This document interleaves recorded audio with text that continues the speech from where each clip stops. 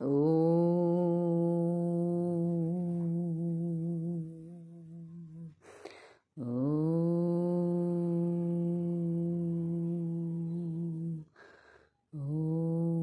सहना भवतु सहनौ भुनक्तु सह वीर्यं करवावहै तेजस्विनावधीतमस्तु मा विद्विषावहै। ॐ शान्ति शान्ति शान्तिः। अखण्डमण्डलाकारं व्याप्तं येन चराचरं तत्पदं दर्शितं येन तस्मै श्रीगुरवे नमः। अज्ञानतिमिरान्धस्य ज्ञानाञ्जनशलाकया चक्षुरुन्मीलितं येन तस्मै श्रीगुरवे नमः।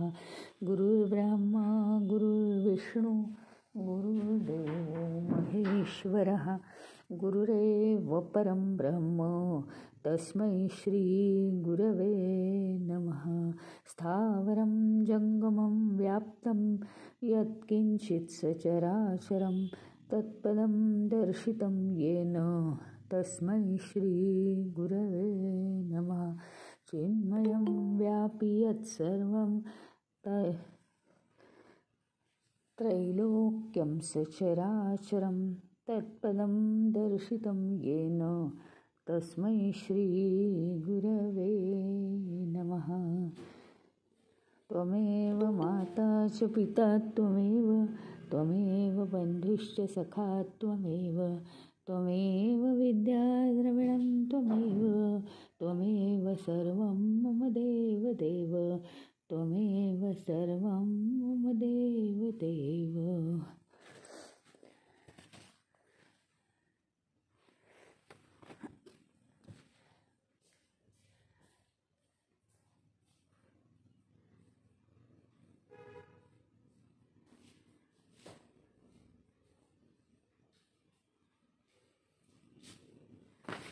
काल आपण बघितलं की आता साधक कुठपर्यंत आलेला आहे, त्याची साधना कुठपर्यंत झालेली आहे, त्याला कुठपर्यंत अंडरस्टँडिंग आलेलं आहे. कालच्या भागातला महत्त्वाचा मुद्दा हा आहे की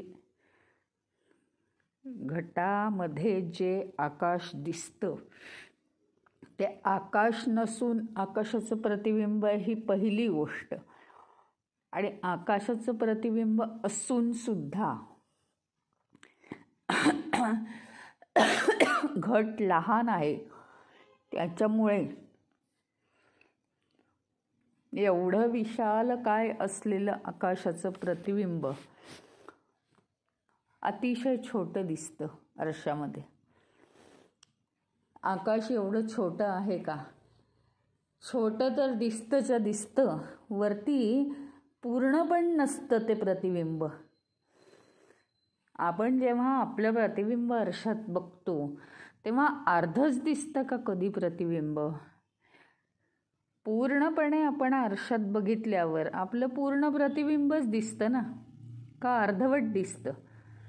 तसं कधीच होत नाही.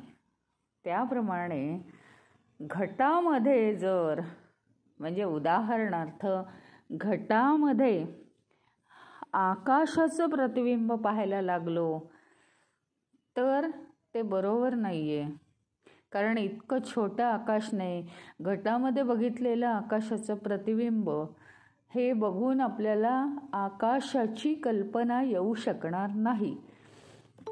घटामधलं आकाश हे घटाकाश आहे आणि खरं आकाश बघायला गेलं तर ते महाकाश आहे. यावरून साधकाला आता हे ज्ञान झालेलं आहे. हा कालच्या मंत्राचा समारोप होता. यावरून साधकाला आता हे ज्ञान झालेलं आहे की हा देह म्हणजे एक घटच आहे ना. त्या देहामध्ये चैतन्याचं प्रतिबिंब पाहण्याचा जो मी प्रयत्न करतोय त्या देहाला एवढी अपूर्णता आहे. इतका छोटासा देह आहे तो. कोणी म्हणतात की 3.5 हातांचा देह आहे असं म्हणतात. एवढ्या लहान देहात त्या परिपूर्ण संपूर्ण विश्वाला व्याप्त अशा चैतन्याची कल्पना कशी येणार? आता इथे सामान्य साधकाला प्रश्न पडतो. काय प्रश्न पडतो? की मग देहाद्वारे जर आपण नाही करू शकत आहे, देहाद्वारे आपण चैतन्य पाहू नाही शकत, त्याचा अनुभव घेऊ नाही शकत, असं जर असेल तर मग काय उपयोग? आम्ही कसा काय अनुभव घेणार? असा अर्थ नाही आहे इथे. इथे असा अर्थ नाही आहे. इथे असा अर्थ आहे की घटामधलं आकाश हे खरं आकाश आहे का? तर नाही. ते छोटंसं आकाश आहे. फक्त आकाशाची कल्पना, पण ती आकाशाची कल्पना सुद्धा येत नाही. तसं देहामधलं चैतन्य हे खरं चैतन्य नव्हे. म्हणजे काय? परत शब्दांनी काय होईल माहिती का? शब्दांची मारामारी असते. मग देहात खरं चैतन्य नाही तर आम्ही जगतो कसे, असा म्हणण्याचा अर्थ नाही आहे. देहातलं चैतन्य हे जीवाला जगवतंच, त्याबद्दल डाऊट नाही. पण देहामध्ये आपण जे चैतन्य पाहू इच्छितो आहे, तर चैतन्य नाहीच पाहते देहामध्ये. तर देह म्हणजेच मी आहे, ते आपण चुकतो आहे. घटातला आकाश म्हणजेच आकाश आहे. तसं देहातलं जे चैतन्य आहे, देहातलं जे सजीवत्व आहे, देहातलं जे चित प्रकाश आहे, तो अंश आहे. अंश त्याच्या कितीतरी पट खरं चैतन्य आहे आणि त्याचा आपण शोध घेऊ शकतो. आधी देहाद्वारे, पण देहाच्या पलीकडे जाऊन इथपर्यंत साधक आलेला आहे की तो आता हे जाणतो की देह म्हणजे मी नाही आहे, किंवा देह ही जागा नाही आहे चैतन्य बघण्याची. मला कुठे हातामध्ये चैतन्य दिसतंय का? मला कुठे हृदयात चैतन्य दिसतंय का? अशी शरीर ही जागा नाही आहे चैतन्याची. शरीर स्थिर ठेवून, मन स्थिर ठेवून त्याच्या पलीकडे कुठेतरी चैतन्याचा शोध हा त्याच्या पलीकडे येणार. म्हणजेच आत आणि बाहेर असलेलं, विश्वात असलेलं चैतन्याचा आपल्याला अनुभव येऊ शकेल. शरीरावर चैतन्याचा अनुभव कधी येणार नाही. कित्येकांनी समाधी घेतलेली आहे, शरीर टाकून दिलेले आहे, तरी ते अमर झालेलेच आहेत. ह्याचा अर्थ काय? तो अनुभव हा शरीरापेक्षा खूप वेगळा आहे. म्हणजे तो अनुभव घ्यायला काय शरीर टाकून द्यावं लागत नाही. आजही कितीतरी साधू संत आहेत की ते देह धारण करून पण देहापलीकडचा हा चैतन्याचा अनुभव ते घेत आहेत. तर हे फक्त आपल्याला समज येणं की देह हे लिमिटेशन आहे, देहावरती ह्याचा अनुभव चैतन्याचा येणार नाही, देहामध्ये येणार नाही आहे. त्या देह स्थिर ठेवून त्याच्या पलीकडे चैतन्याचा अनुभव येणार आहे. हे साधकाला कळलेलं आहे. या पातळीवर आता हा साधक पोहोचलेला आहे आणि तो आता त्याच्या प्रवासामध्ये, सत्य जाणण्याच्या प्रवासामध्ये हळूहळू पुढे पुढे जातोय.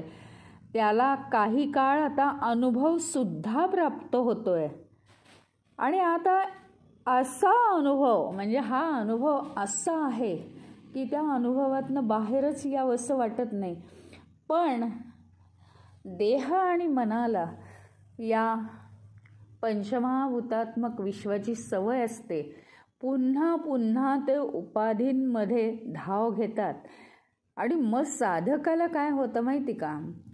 शेवटी या सुद्धा गोष्टींची अडचण वाटायला लागते. तो तळमळतो की आपल्याला तो जो ईश्वरी अनुभव येतो आहे, आपल्याला तो जो आत्मस्वरूपाचा अनुभव येतोय, त्याच्यामध्ये या गोष्टींची आपल्याला अडचण आहे असं त्याला जाणवायला लागतं. आणि मग या बॅकग्राऊंडवर तो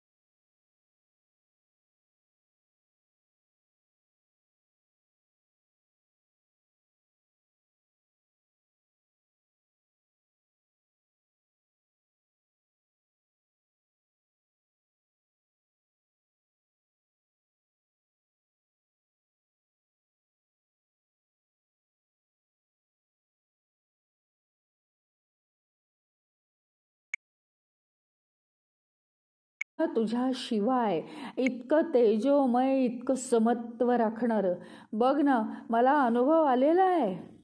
पण तरीसुद्धा मी पुन्हा पुन्हा त्या अनुभवापासून दूर जातोय, कारण मला अजून समत्व येत नाही जे तुझ्यामध्ये आहे. आणि सगळं सोडून तू जसं सगळ्याला व्याप्त होऊन राहिलेलं आहेस, तसं हे सर्व विश्वाला व्याप्त असलेलं हे परमतत्व जे आहे ते केवळ तुझ्या कृपेनी, तुझ्यामध्ये असलेले जे गुण आहेत ते तुझी जर कृपा झाली तर तेच गुण माझ्यामध्ये अवतरतील. तेव्हा तू काहीही करून हे भूषण तू माझ्यावर कृपा कर, अशी त्याची प्रार्थना आहे. सूर्याचे अनेक गुण आहेत, सगळ्या जगाला पोषणार आहे तो पोषक. त्याच्यानंतर तो सगळ्याची शुद्धी पण करतो, शुद्धी करतो की नाही. ते समुद्राच्या पाण्याची जेव्हा वाफ होते आणि ते आपण पाणी पावसाच्या रूपाने जेव्हा पडतं, तेव्हा ते पावसाच्या रूपाने पडलेलं पाणी काही खारट थोडी असतं. ते जर क्षारयुक्त पाणी आपल्या अंगावर पडलं असतं तर काय झालं असतं. तो सगळ्याची म्हणजे सगळ्याची शुद्धी करणारा आहे. आणि संपूर्ण सगळ्या जीवांना, सगळे जे जीव आहेत पृथ्वीवर, मुंगीपासनं ब्रह्मदेवापर्यंत सगळे जे जीव आहेत त्यांना तो आपल्या ऊर्जेनी त्यांच्या जीवनाला तो परिपूर्ण करून टाकतो. इतके सगळे गुण आहेत. मग या मंत्रामध्ये म्हणतात, यो सा वसौ पुरुषः सोहम अस्मी. म्हणजे काय? अरे भूषण, तुझ्यामध्ये जो पुरुष आहे म्हणजे काय, तो सूर्य आहे, तो जगाचं पोषण करतो असं ज्यावेळी आपण म्हणतो, त्यावेळी आपण एक व्यक्ती मानतो की नाही त्याला. आणि तो अतिशय तेजस्वी म्हणून तो पुरुष आहे, म्हणजे प्रकृती पुरुष मधला पुरुष आहे असं इथे या मंत्रामध्ये म्हटलेलं आहे की हे भूषण, तुझ्यामध्ये जो पुरुष स्थित आहे तो मी, ज्याचे गुण पोषक, शोधक म्हणजे शुद्धपणा, हे ज्याचे गुण आहेत ते सगळा तो जो पुरुष आहे तुझ्यामधला तो मी स्वतः आहे. तेजोमय असा आहे मी, सगळीकडे व्याप्त असा मी आहे आणि त्या माझं स्वरूप मला तू प्राप्त करून दे. मी आहेच, पण ते मला स्वरूप दिसत नाही. आता हा अनुभव कोणी ही जी प्रार्थना आहे सूर्याला ना, ही कोणी केलेली आहे सांगा बरं? ध्यानात गेलेला जो मनुष्य आहे ना त्याने केलेली आहे का? ध्यानात गेलेल्या माणसाने केली आहे का? नाही. मग अनुभव घेत असताना केलेली आहे का? ज्या मनुष्याने, ज्या साधकाने अनुभव घेतोय तो, तेव्हा त्याने प्रार्थना केलेली आहे का? तर नाही. ध्यानात जाऊन तो बाहेर आलेला आहे. म्हणजे काय? त्यांनी अनुभव घेतलेला आहे. त्यांनी अनुभव घेतलेला आहे. पण आत्ताच मी आधी सांगितल्याप्रमाणे काय होतं आहे की अनुभव घेऊन त्याचे जे पूर्व गुण आहेत, म्हणजे पंचमहाभूतात्मक गुण, ते त्याला पुन्हा पुन्हा बाहेर खेचतातच आहे. म्हणजे बघा तुम्ही की ती पराकोटीची साधना आपण करायला हवी आहे.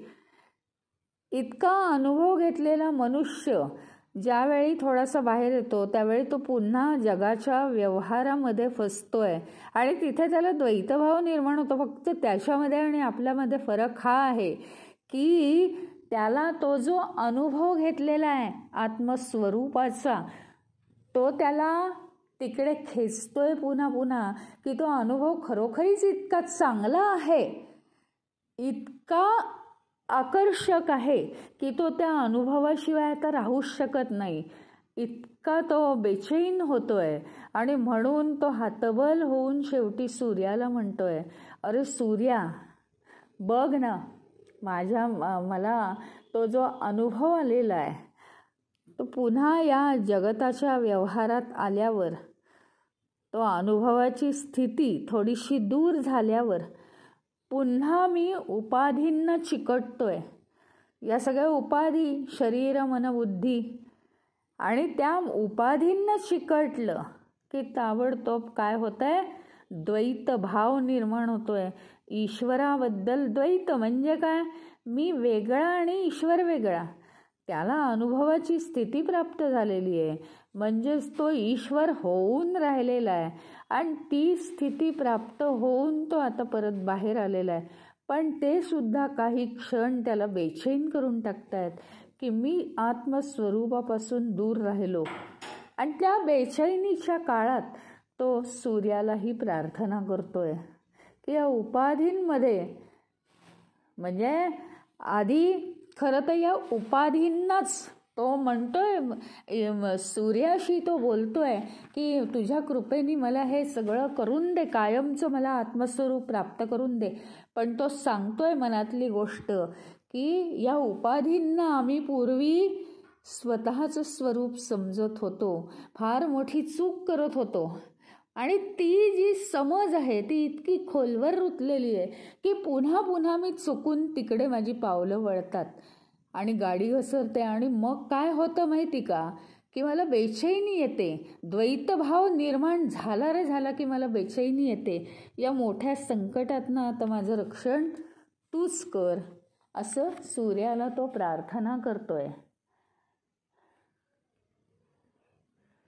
कारण सूर्य अतिशय तेजोमय आहे आणि सूर्य म्हणजे संपूर्ण विश्वामध्ये आपण जर त्या चैतन्याची बरोबरी करणारं काय आहे, थोडंफार जवळचं, जास्तीत जास्त जवळचं असं काय आहे असं म्हटलं तर सूर्यच. आत्ताच त्याचे अनेक गुण सांगितले की सूर्य हा सगळ्याची शुद्धी करून टाकतो, एकतर विश्वाचं पोषण करतो आणि प्रत्येक जीवाला तो ऊर्जेने परिपूर्ण करून जीवदानच देतो जणू काही.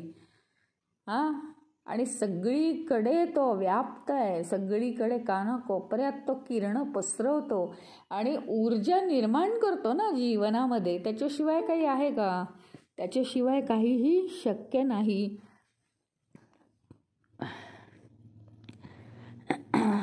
आणि मग द्वैतभाव आला की ताबडतोब बेचैनी वाढते पण द्वैत भावाला आणि म्हणजे ज्या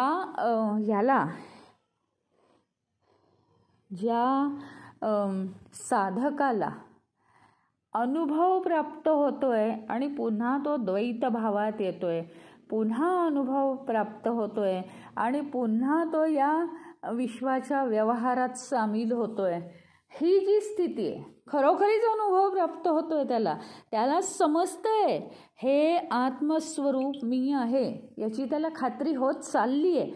पण अजून तो अनुभव कायमचा स्थित होत नाही, कायमचा पक्का होत नाही, की त्याचं कारण आपल्यावर खूप प्रभाव असतो ना मायेचा. म्हणून आता त्याला सारखा तो अनुभव येतोय, सारखा तो अनुभव सुटतोय, पुन्हा तो उपाधींमध्ये व्याप्त होऊन पुन्हा त्याच्या मनात द्वैतभाव निर्माण होतोय. मध्ये मध्ये तो सूर्याची उपासना करतोय, सूर्याला प्रार्थना करतोय आणि पुन्हा समाधीमध्ये रत होऊन जातोय. याला काय म्हणतात माहिती आहे? सविकल्प समाधी. म्हणजे ज्या समाधीमध्ये विकल्प येतात. विकल्प म्हणजे काय? ज्या समाधीमध्ये विकल्प येतात म्हणजे विकल्प ह्याचा अर्थ एकपणाने ती अवस्था चालत नाही, ती समाधी सतत राहत नाही, तर ती समाधी काही काळ जाते आणि काही काळ येते. याला म्हणायचं काय? सविकल्प समाधी. आणि द्वैतभाव पूर्णपणे नष्ट होतो आणि बराच काळ असा साधक त्या स्थितीमध्ये तो स्वतः राहतच नाही, ईश्वरच होऊन जातो, आत्मस्वरूपच स्वतः होऊन जातो. त्याला म्हणतात निर्विकल्प समाधी. निर्विकल्प, विकल्पच येत नाही समाधीमध्ये.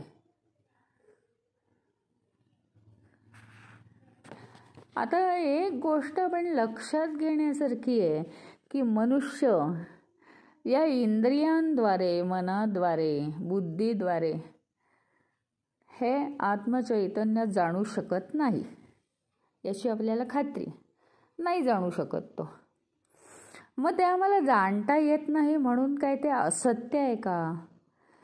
खोटं आहे का? किंवा आत्मस्वरूप, आत्मचैतन्य या जगात नाहीच आहे, काहीतरी तुम्ही बडबड करता. ते जरा असतं तर दिसलं नसतं का? या जगातली कोणतीही गोष्ट आम्हाला अनुभवता येत नाही का? ती अनुभवता आली पाहिजे असं म्हणणारे सुद्धा लोक आहेत. पण काय आहे, जरी आपण बघू शकत नसलो, कारण ते सोपं नाही आहे इतकं, तरी सुद्धा काय आहे, आत्मस्वरूप आहेच. फक्त काय आहे, मग ते कसं समजणार आपल्याला? अगदी गोष्ट साधी आहे. म्हणतात जर लाटेला समजलं, लाट येते, उड्या मारते, हां हे तिचं देहात्मक रूप आहे ना लाटेचं.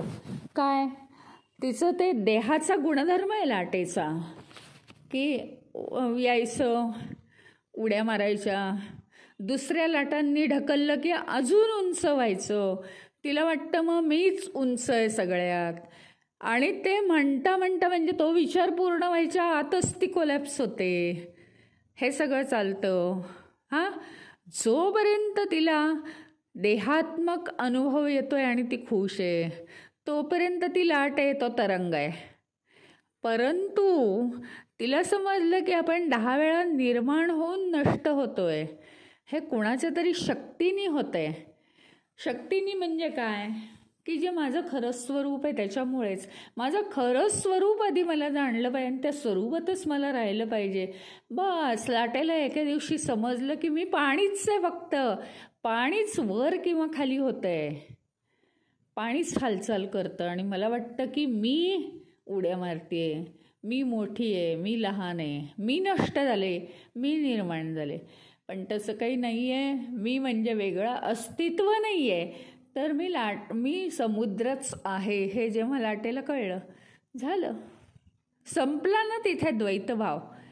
इतकं सोपं आहे. माझं अस्तित्व वेगळं नाही आहे.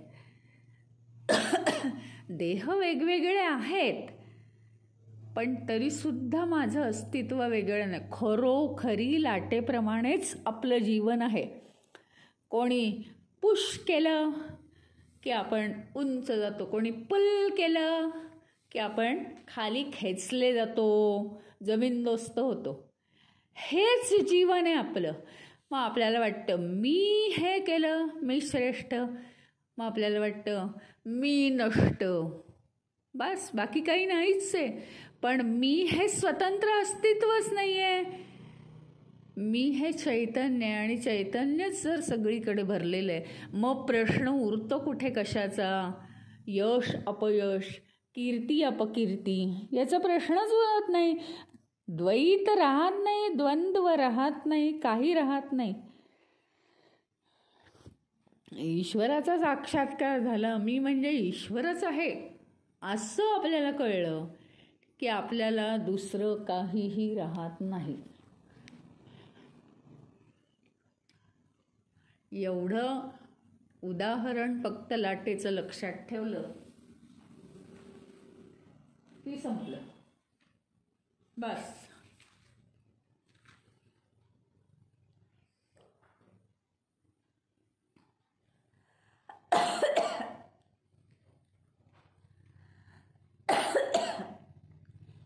आता सूर्याला प्रार्थना करतोय साधक की सोहम अस्मी, तुझ्यामध्ये जो पुरुष आहे तोच जर मी आहे, असा तो असा तो म्हणतोय अनुभवणारा पुरुष.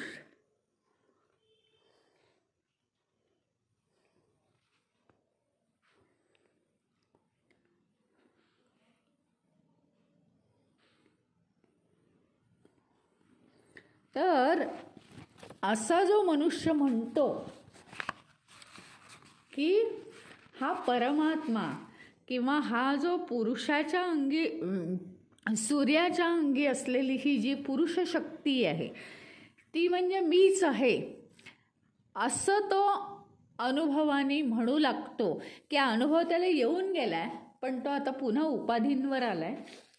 असं जेव्हा तो म्हणतो, त्यावेळी त्याचा जर मृत्यू आला तर मृत्यूच्या समयी त्याचा दृष्टिकोन सगळ्याकडे बघण्याचा काय असेल?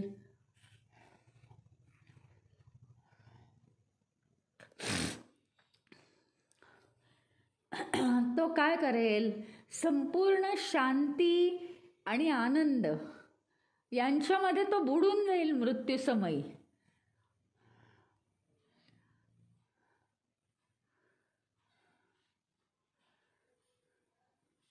आता त्याच्यासाठी मरण म्हणजे काही दुःखद नाही आहे. बस एका पेनाचं रिफिल कसं संपतं तितकी त्याच्यासाठी आता सहज गोष्ट आहे.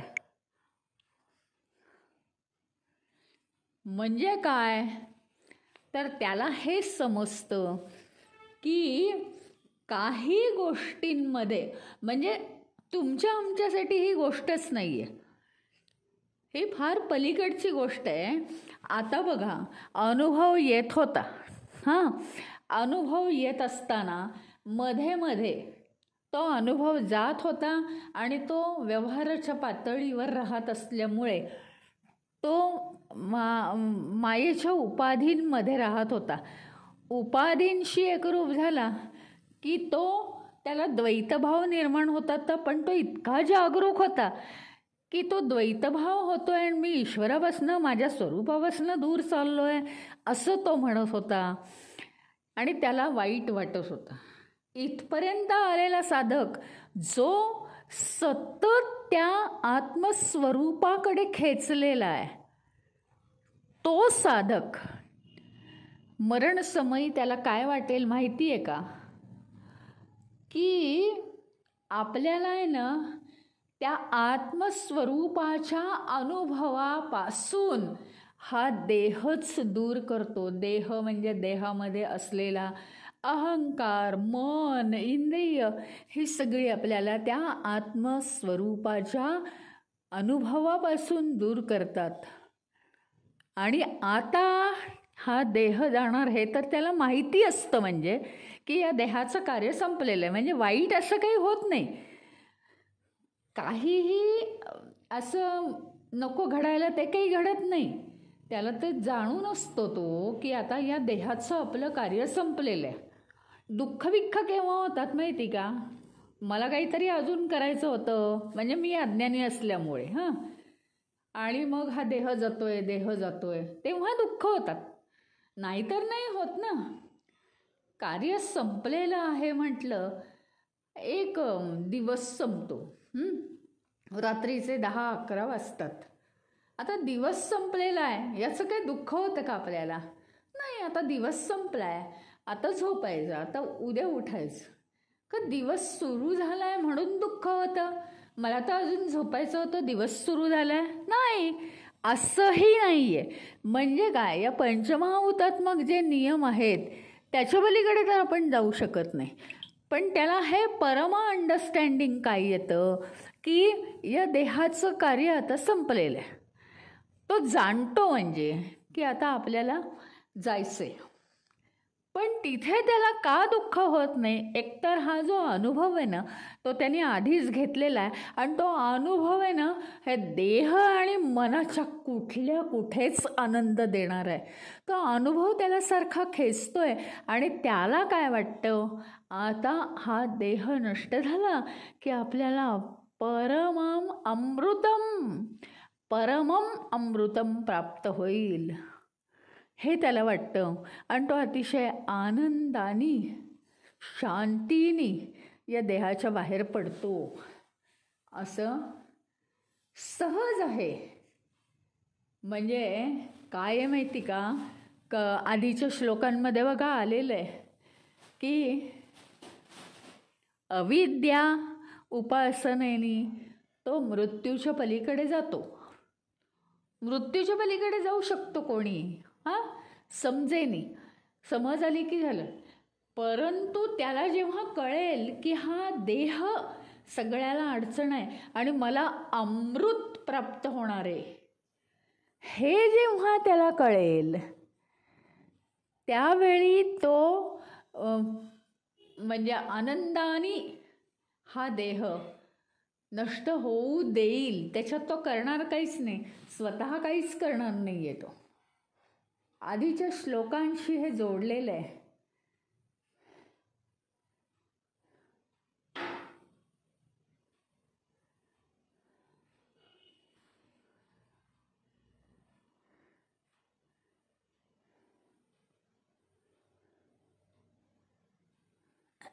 आणि मग काय होतं बघा, ते तर सगळं होतच. प्राण असतात ते वायूमध्ये निघून जातात.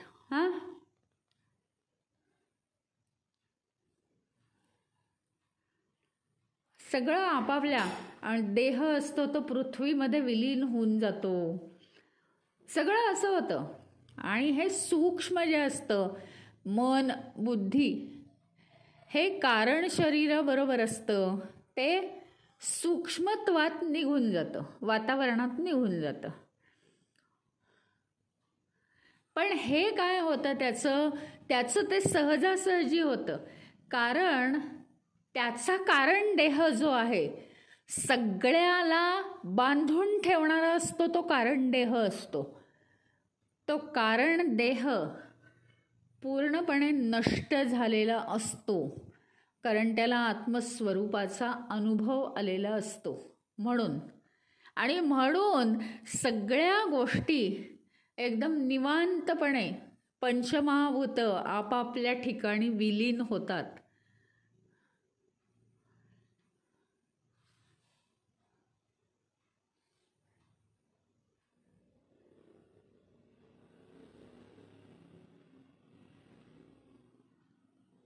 आणि त्याचं मन जे असतं ते संपूर्णपणे, म्हणजे काय असतं, देहाच्या शक्ती हळूहळू कमी होतात, पण मन सगळ्यात शेवटी हळूहळू सूक्ष्म गोष्टी नंतर जातात, पण स्थूल गोष्टी आधी जायला सुरुवात होते. तर त्याचं मन पूर्णपणे त्या घेतलेल्या अनुभवातच विलीन होईल की नाही. आपल्याला ज्या ज्या गोष्टी माहिती आहेत त्याच्यातच आपलं मन जाईल की नाही. आणि म्हणून आपल्या हातात असेपर्यंत, आपल्या अंगात ताकद असेपर्यंत हे सगळे अनुभव किंवा हे सगळे ज्ञान हे मनात साठवून ठेवली पाहिजेत. त्याचा उपयोग आपल्याला शेवटी होणार आहे शरीराची शक्ती कमी झाल्यावर.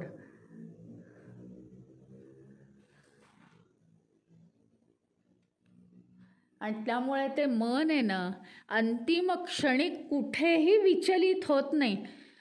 तो घेतलेला जो अनुभव आहे तोच ते मन आठवत राहतं, कारण अत्यंत आकर्षक अनुभव आहे तो. आणि त्याच्यामुळे तो परिपूर्ण अशी आत्मानुभूती कायमची घेऊ शकतो. देह हा त्याला अडसर बनत नाही. उलट म्हणजे आता आज परीक्षा संपली असं म्हणून मुलांना किती आनंद होतो. अक्षरशः त्याला अशा प्रकारचा आनंद होतो की देह म्हणजे माझी परीक्षाच होती, त्यांनी मला द्वैतभाव निर्माण होता. परमेश्वराने माझं किती ऐकलं आणि जो अनुभव आत्तापर्यंत घेतला. मन तर जे आपल्याला माहिती असतं त्याच्यातच रत असतं. त्याच्यामुळे मरणसमयी त्याचं मन त्या अनुभवात रत राहिल्यामुळे त्याला परिपूर्णतेचा अनुभव येतो. इतकं हे महत्त्वाचं आहे. आपण आपले हातपाय धड असताना त्या अनुभवाच्या मागे लागणं किंवा सगळ्या गोष्टी बाजूला करून ध्यानामध्ये मग्न होणं.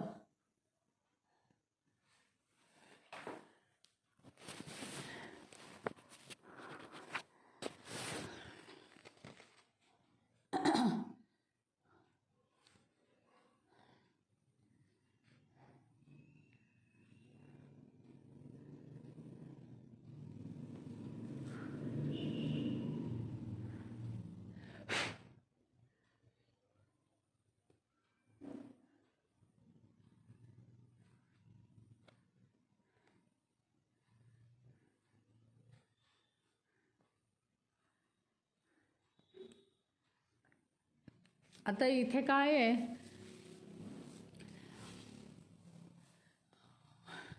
की शेवटी अंतिमतः साधक म्हणतोय की माझं जीवनाचं धन म्हणजे काय आहे, तर माझं आत्मस्वरूप प्राप्त करणं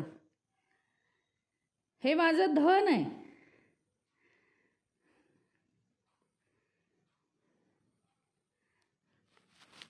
आणि सतत सतत सतत गुरु काय किंवा शिष्य पण काय, गुरु शिष्यासाठी मागतो आणि शिष्य हा म्हणतो की गुरुनी दिलेलं ज्ञान हे जसंच्या तसं मला समजावं.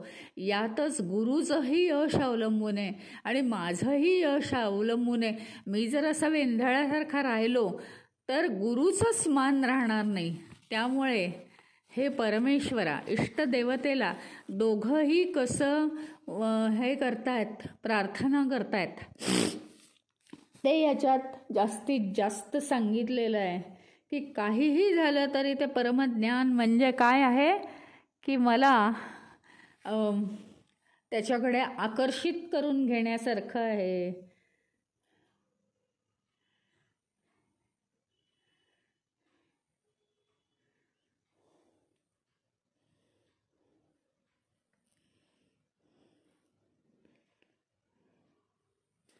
आता ही त्या दोघांनी केलेली, मगाशी साधकांनी सूर्याला केलेली प्रार्थना होती.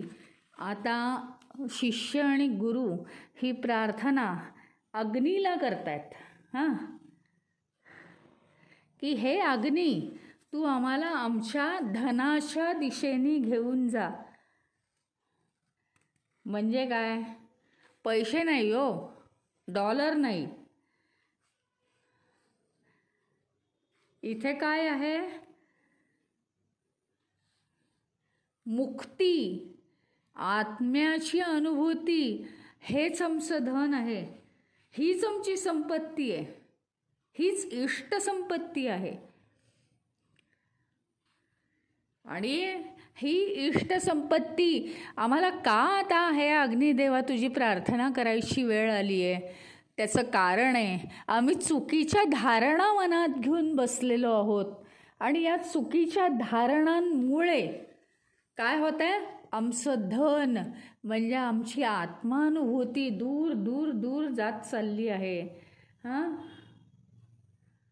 या चुकीच्या धारणा कृपा करून हे अग्निदेवते तू आमच्या मनातून काढून टाक आणि आमचं चित्त शुद्ध कर. आम्हाला आत्मज्ञान चांगल्या रीतीने दृढ रीतीने प्राप्त होऊ दे.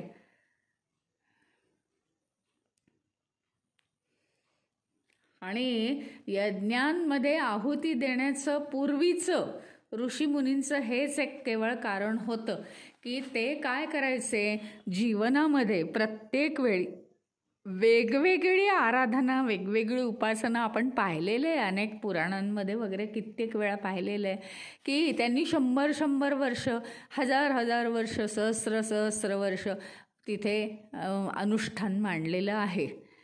त्याच्यासाठी ते प्रथम यज्ञ करत, यज्ञाची सामुग्री गोळा करत, यज्ञ करत आणि मंत्रांनी काय सांगत, यज्ञ करून काय आत्मानुभूती झाली पाहिजे असं नाही सांगायचे. ते यज्ञ करून ते सांगायचे मी आता आत्मानुभूती प्राप्त करायला या मार्गाने बसणार आहे, तर तुझी कृपा माझ्यावर राहू दे. म्हणजे कष्ट करणार आहे मी. त्याचं कारण आहे यज्ञ करून जर आत्मानुभूती होत असती तर कोणी पण यज्ञ केले असते. मंत्र म्हणून जर आत्मानुभूती होत असती तर कोणी पण मंत्र म्हटले असते. तसं ते नाही आहे. तर कृपा तुझी आमच्यावर राहू दे. आणि म्हणून पूर्वी यज्ञ करून आहुती द्यायची की परमेश्वरा हे अग्नी महत्त्वाचा आहे. जसा सूर्य महत्त्वाचा आहे तसा अग्नी म्हणजे पूर्ण हे जे जीवन आहे, चराचर सृष्टीचं जे जीवन आहे त्याच्यामध्ये जी ऊर्जा रूप आहे ते अग्नीचं रूप आहे. उष्णता त्याच्याशिवाय तर हे जीव जगूच शकत नाहीत. आणि म्हणून अग्निदेवतेला प्रार्थना आहे. अग्निसुद्धा सगळं शुद्ध करतो. आता धुराचा त्रास होतो वगैरे आपण म्हणतो, धूर डोळ्यात जातो, सहन होत नाही, त्याला सहन होत नाही. पण सगळं वातावरण हा धूरच शुद्ध स्वच्छ करून टाकतो. ते नंतर आपल्याला दिसत नाही, एवढंच आहे. आणि म्हणून अग्नये स्वाहा, अग्नीला मी हे करतो, समर्पित करतो. इदम न मम, जे माझं नाही ते मी अग्नीला समर्पित करतोय. म्हणजे तिथे सुद्धा अहंकार नाही.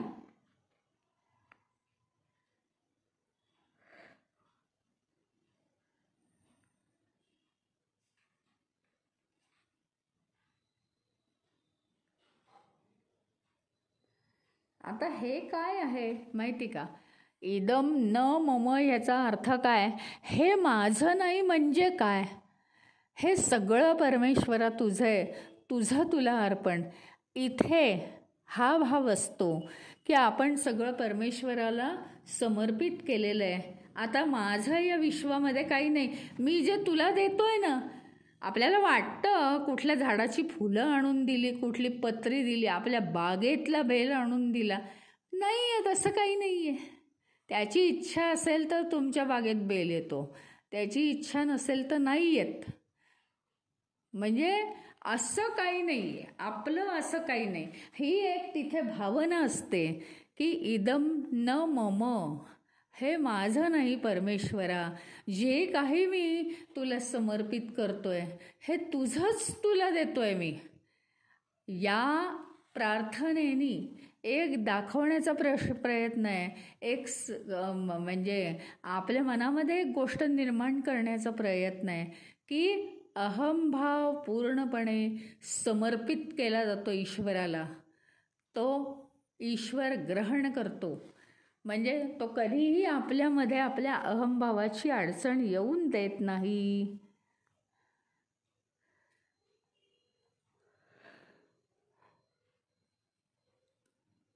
अहंभावाचा त्याग केला की लगेच आपण ईश्वरामध्ये स्थित होतो. आणि यालाच आध्यात्मिक नमस्कार म्हणतात. आणि मंदिरामध्ये जाऊन डोकं टेकवलं की अहमभावाचा आपल्याला त्या क्षणी त्यागच झालेला असतो, म्हणून आपल्याला कृतकृत्य वाटतं. तर इथे या गुरु शिष्यांच्या प्रार्थनेने ईशावास्य उपनिषद समाप्त होत आहे.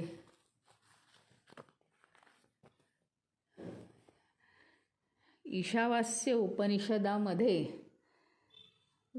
2 भाग सांगितलेले आहेत. एक ज्ञानमार्ग महत्त्वाचा आहे, दुसरा कर्ममार्ग ज्याला ज्ञानमार्ग नाही. दोन्ही मार्ग केव्हा निरुपयोगी ठरतील तेही सांगितलेलं आहे, आणि दोन्हीही मार्ग केव्हा सदुपयोगी ठरतील तेही सांगितलेलं आहे. आणि मग अनुभव घ्यायला सुरुवात केली आहे साधकांनी, आणि तो आता त्या चैतन्याच्या जास्तीत जास्त जवळ असलेलं प्रतीक म्हणजे सूर्यदेवाला तो प्रार्थना करतोय की हे देवा, आता निर्गुण निराकार चैतन्याशी कसं बोलणार, म्हणून सूर्याला की कसं कर, आम्हाला तो अनुभव घेताना ज्या अडचणी येत आहेत त्या दूर कर. मायेचा प्रभाव आहे आमच्यावर, तूच या जगाचा त्राता आहेस. आणि त्यानंतर गुरु आणि शिष्यांनी अग्निदेवतेला, म्हणजे जीवांचं जे चैतन्य स्थान आहे, ऊर्जा स्थान आहे, त्याला त्यांनी प्रार्थना केलेली आहे. अशा रीतीने हे उपनिषद इथे आपल्याला ज्ञान देऊन परिपूर्ण झालेलं आहे. याचा अर्थ या उपनिषदांनी भक्ती मार्गाचं पूर्णपणे त्याग केला आहे असं होत नाही. कारण बघा तुम्ही, सूर्यदेवता आणि अग्निदेवता कुठून आली मग? या देवतांच्या प्रार्थनेशिवाय काम पुढे हलणार नाही आहे. म्हणजे भक्ती ही शेवटी केलीच पाहिजे हेही आपल्याला दिसून येईल.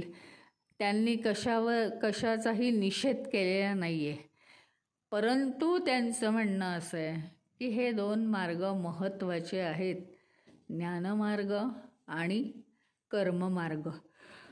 पण हे 2 मार्ग आचरत असताना मनाच्या कन्फ्युजनमुळे काय काय होऊ शकतं की हे 2 मार्ग आहेत आपल्याला पुढे नेणारे, पण मनाचं कन्फ्युजन झालं की आपण कधीच काहीच प्राप्त न करता आपण काय करतो, जन्म मृत्यूच्या फेऱ्यात अडकून पडतो. मग काय काळजी घेतली की काय होईल, आणि आपल्याला या दोन्ही मार्गांपैकी कोणत्याही मार्गाचा अवलंब केला की कशी प्राप्ती होईल. एकाच आत्मस्वरूपाची प्राप्ती दोन्ही मार्गांचा वेगवेगळ्या पद्धतीने अवलंब करून होऊ शकेल. निष्काम कर्मयोग आणि ज्ञानमार्ग दोन्ही पद्धतींनी. पण फक्त काय, एकदम रुळावर राहून प्रयत्न सतत अखंडपणे करत राहायचे म्हणजे होईल प्राप्ती. आणि उपनिषद हे भक्तिमार्गाच्या कुठेच बाहेर जात नाही, ते काही भक्तिमार्गाचा निषेध करत नाही. हे आपल्याला शेवटच्या 2 मंत्रांमध्ये दिसून येतं. शेवटी या उपनिषदाने सूर्याला आणि अग्नीला प्रार्थना ही केलेलीच असे आहे. म्हणजे ईश्वराच्या कृपेशिवाय काहीही आमच्या जीवनात घडत नाही असं त्यांनी दाखवून दिलेलं आहे.